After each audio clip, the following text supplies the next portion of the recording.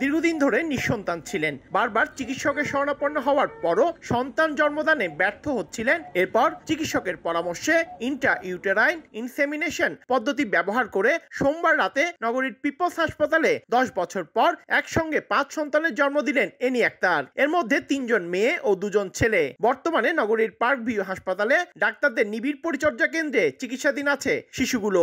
একসঙ্গে 5 শিশুর জন্ম ব্যতিক্রম ঘটনা বলছেন চিকিৎসক। মা এনি আক্তার সুস্থ রয়েছেন বলেও জানান তিনি। তারা সবাই এই মুহূর্তে খুবই ভালো আছে, সবাই কান্নাকাটি করছে, রিফ্লেক্সও ভালো আছে।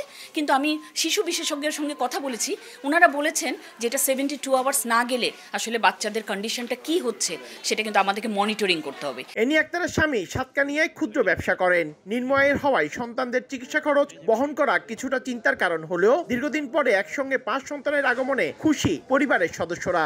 আমরা অনেক হ্যাপি। ম্যাডামের উপরে আল্লাহর উপর শুকরিয়া জানাই।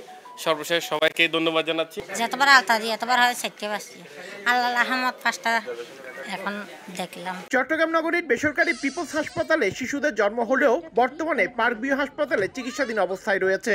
তবে 72 ঘন্টা অবজারভেশনে থাকতে হবে বলে জানিয়েছেন চিকিৎসক।